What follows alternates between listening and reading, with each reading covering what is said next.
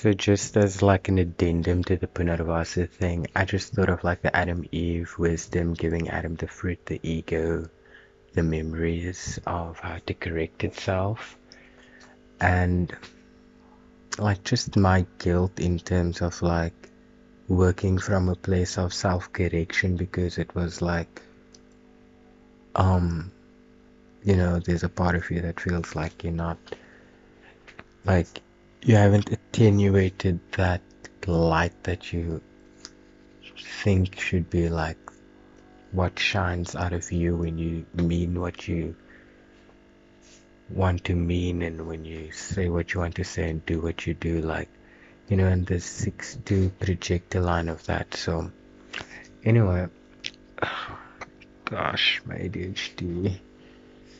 that I just want to claim and turn around and never use the word again because I'm like curses. But the focus, right?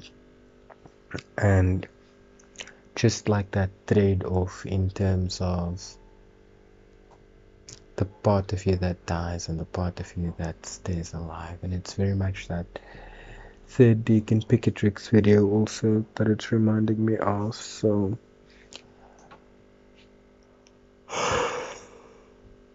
what is it? Yo guys, I'm really tired. I haven't been sleeping because the load shedding is like fucking me around in terms of like when I can post and when I can like do my like things on Canva or whatever I want to do, like that requires Wi-Fi, man, and like charging my phone in my headphones and everything. So I've been up really late and I just feel like I need a refresher. And yeah, in terms of like that breath of fresh air, the Punarvasu-ness, the things that I reflected upon in terms of like always wanting to be able to refresh my creative self-expression, my I am, my Aries Saturn in the 5th house, my Eye of Ra, my magical thinking, Cancer, Venus, which is Mercury, like all of these clues that I've been tuned into, right? From these various reflections of like even how natal chart synthesis says like the sign produces the planet for you, and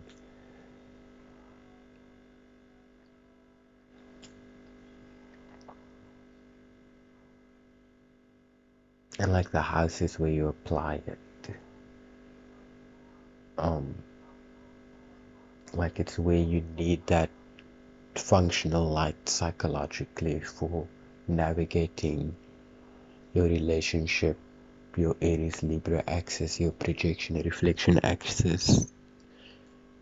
in any space in relation to all energies, archetypes, personalities, and the confluence of it all,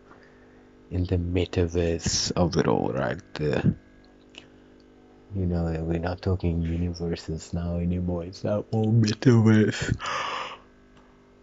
type of thinking. And I also like have been getting more into metatextual thinking and writing, and just even getting into the concordance of metatextual texts like the Bible and so on. And just finding out the history behind all the different points of view, and like how context is everything, and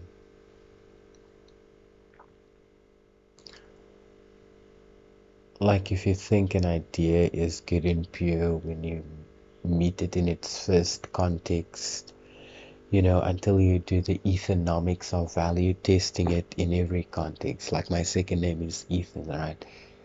It's that Jupiter Purva Padra Padaing for me with the Aquarius process that sees what remains like just the pure light that Hermaya can reflect, which is that Revati, which is that all of that. Um, so yeah, there's just a lot of work still, and watching the video kind of like showed me like what the process was gonna be archetypally, and it's just very interesting how it aligned to like certain fairy tales that I read, like Princess Donkey Skin especially, because it's another one of those like nothing was without a reason moments, because you had that book, even if somebody was like, oh, you didn't have the book, well, if I had that book, you know in if I just had the discipline to get the most out of that one text, could I have got into like just the shakti of what that nakshatra was expounding upon, the way Glenakti could find it as a similar trope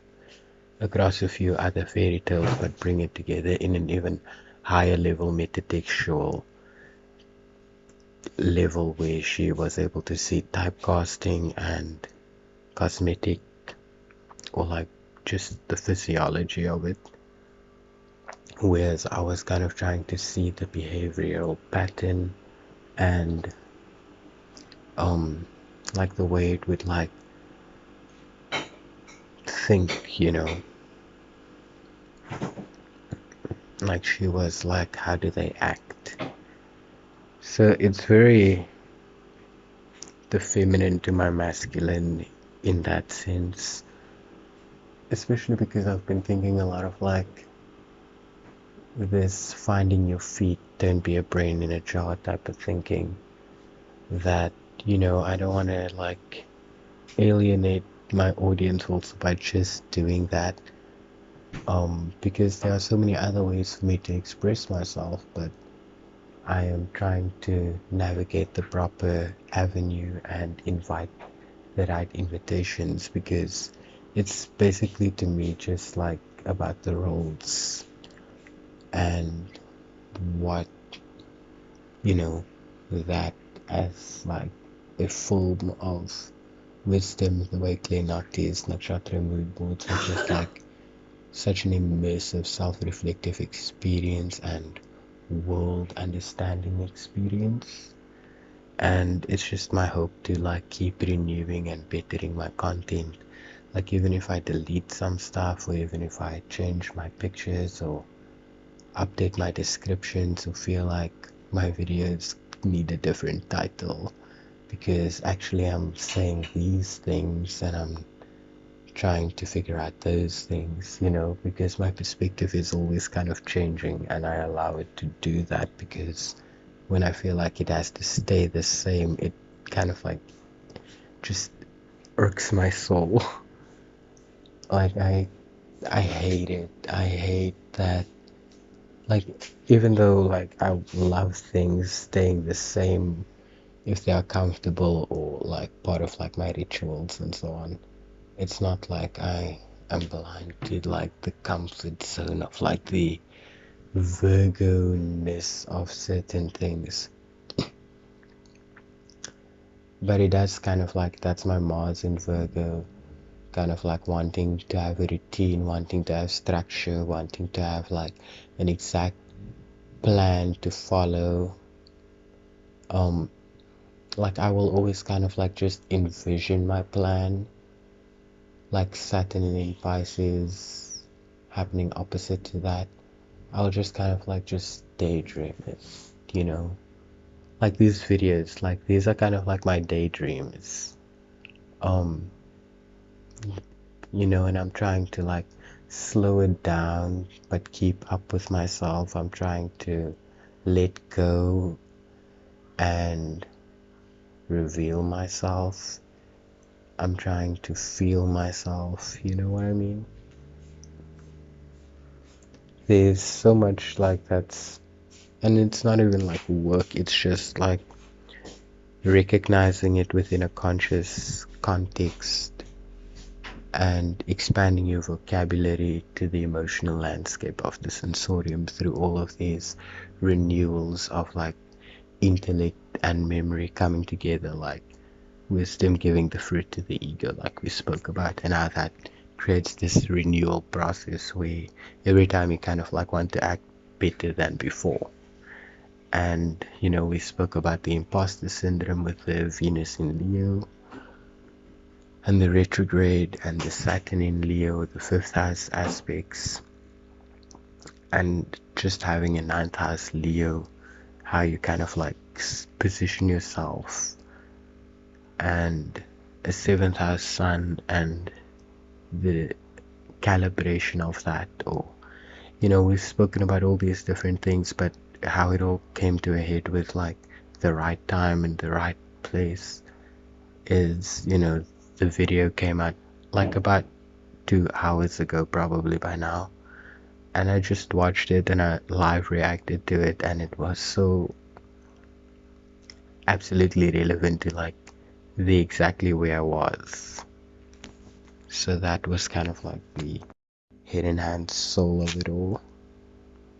and me wanting to know that my words don't siphon back to like something that I don't want to, and if it should be me, then I will rather like have the conscious claim to it and not